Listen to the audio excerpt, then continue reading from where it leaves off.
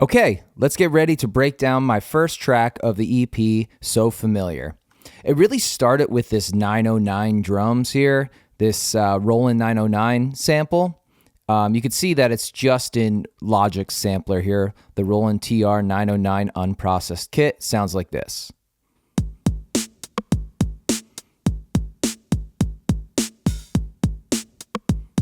So just love that sound. And then what I did is I had this picked guitar, and this is going throughout the song, but this has this really nice chorus and phaser on here. So this is what it sounds like by itself. Let's take off those two.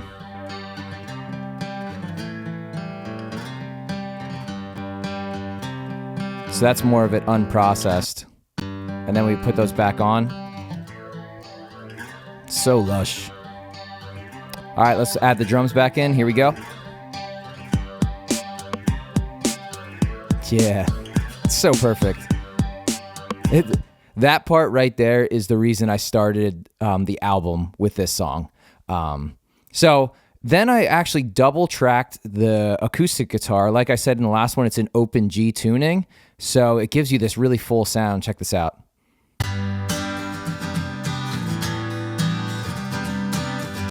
Almost sounds like Dashboard Confessional. How cool.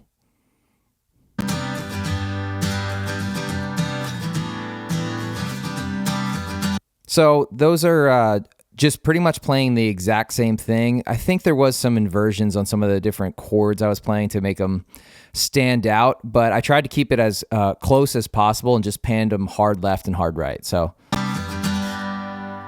okay. And then I added this little feedback thing after that. Sounds really cool.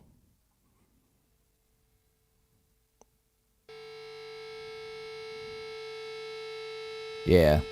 Just nice in the background. So all the guitars, all the acoustic guitars together sound like this.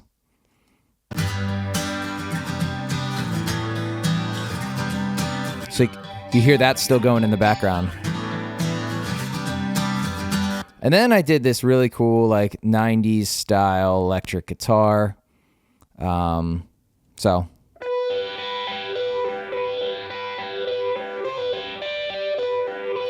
it almost has Ash vibes to it, which is really cool, early 2000s emo. And in the pedal board, I have the vintage drive and the fuzz face on, and I have it through this mixer, so it's panning them. And of course, another phase tripper. I just love phaser sounds. And then when you put all the guitars together, it sounds like this.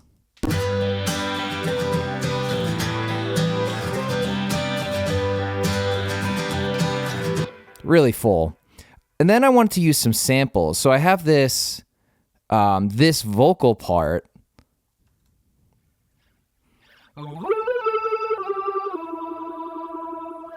And I wanted to back it up with some really cool, eclectic, weird samples. And so I was able to find these samples and basically transpose them. You could see sometimes I'm transposing it a little bit. And then when I put the samples together, and these are really cool because they pan from left, center to right, and it gives this full effect.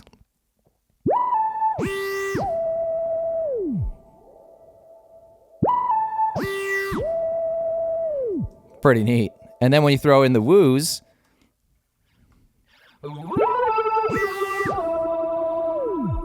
that's very heavily influenced by Soul Coughing. I just love the way that Mike Dowdy and Soul Coughing generally just will include these weird samples and kind of double up things. So I thought that was really neat, and I wanted to include that. So when you put that with the guitars,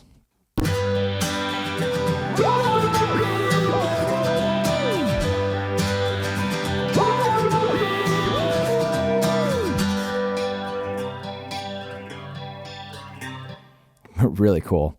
The drums actually are just Easy Drummer, and I process them a little bit, but they just sound good. I mean,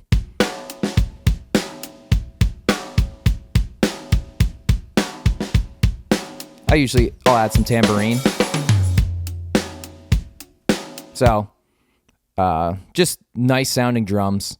Nothing super fancy.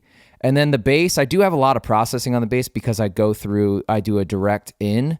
You can hear how it sounds. This one I played with a pick, and I played it kind of aggressively for that, I wouldn't say pop punk sound, but yeah, like that Mike Dirnt sound that like you can hear the pick.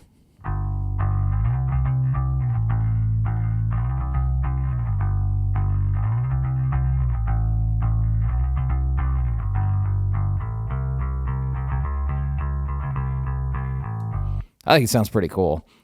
Different than the other bass sounds that I typically would use.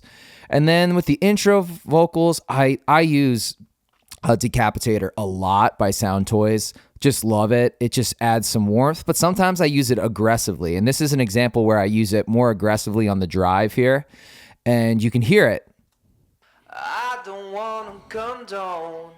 And I'm actually using Devil Lock as well on a bus send to give that. This is the Devil Lock by itself. But it ain't that bad, drifting to the unknown.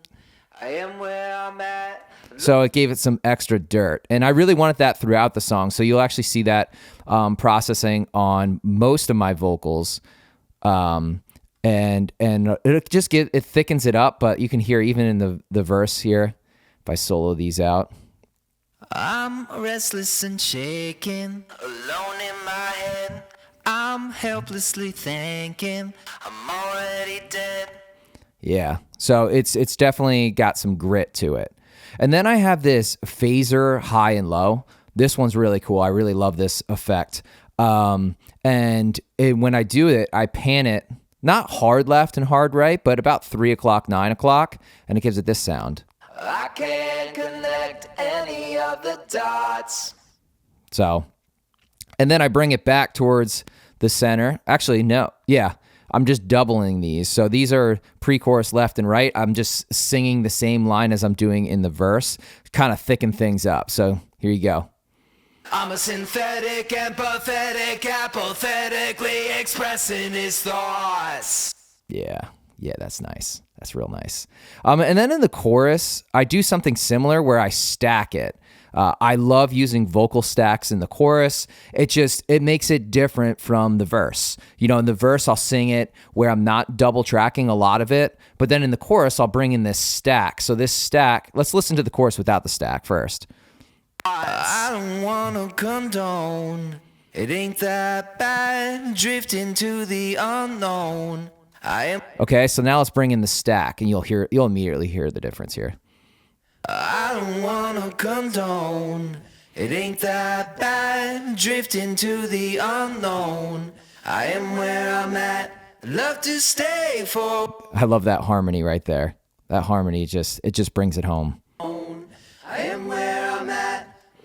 I am where I'm at. Yeah. So good. And then sometimes I do some interesting things throughout this. So like I'll do an octave up, and this is what I was alluding to earlier. Sometimes this sounds really funny, but oh well. I don't want to condone. It ain't that bad. Drifting to. And I use a lot of pitch correction on these octave up. I like that effect, but also I get a little pitchy when I'm starting to do falsetto. So I end up fixing that a lot, and it sounds by itself. It sounds overdone, but in the mix it sounds pretty good.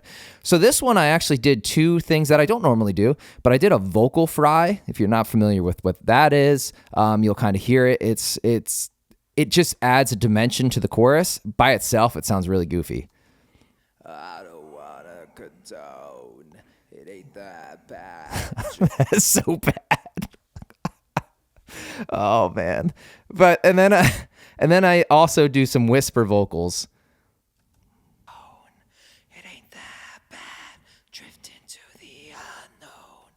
And that was actually really popular in the 80s. Bands like Def Leppard would do that that kind of whisper scream, and they would just stack them on top of each other, and it would give it this like chanting sound. I wasn't going for the chant there, but I thought it added a cool dimension. So when I put those three together with the chorus vocals, you can definitely hear it. Like, I don't want to condone. It ain't that bad, drifting to the unknown. I am where I'm at. Yeah. And then we have, of course, those harmonies. And I really wanted to focus on that line, I am where I'm at. The rest I'm singing unison, octave up or whatever. But this one I wanted harmonies because I wanted to emphasize that line. I am where I'm at. So I'm doing some thirds, some fifths, and an octave above where I'm kind of like screaming it. And it brings the whole thing together.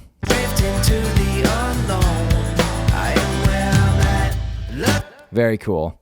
I think that's pretty much all the different parts. I do have this phaser guitar here.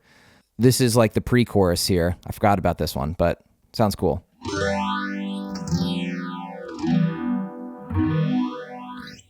Yeah. So all of that is in Open G as well. And I also I didn't highlight this, man. I'm so bad.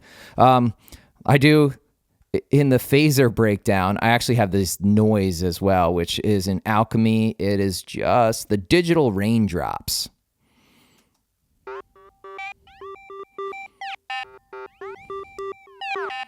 Yeah, and that's cool.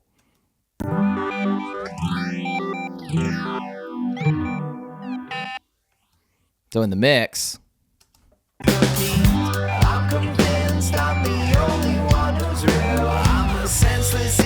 very cool. And I guess the final thing is the guitar solo. The guitar solo at the end, I have this electric guitar sound.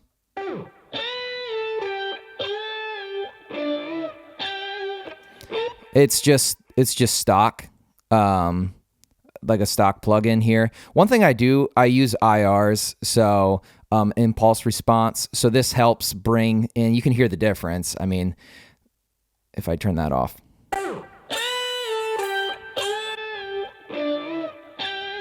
Yeah, so now it sounds like an actual amp.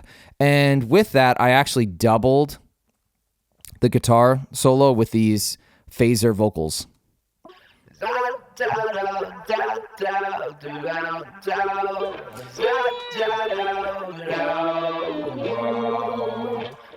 And I do that in a lot of the songs too. I don't know if it's like my signature sound or whatever, but I love singing along. Part of the reason I love doing that, because it forces me to take breaths when I'm playing my solo. It makes me focus more on theme and melody rather than just playing a bunch of notes. So I actually had this part done first.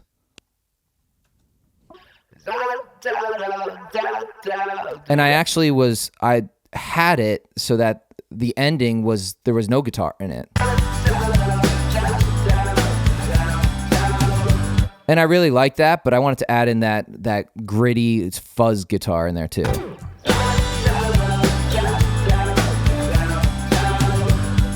And that's it. When you put all those things together, you get this awesome mix of eclectic sounds that just work together. All right, guys, that's way longer than I anticipated, but it was a lot of fun. I look forward to breaking down the rest of the songs with you guys later this month and into the new year. Thanks, guys. Senseless, egocentric.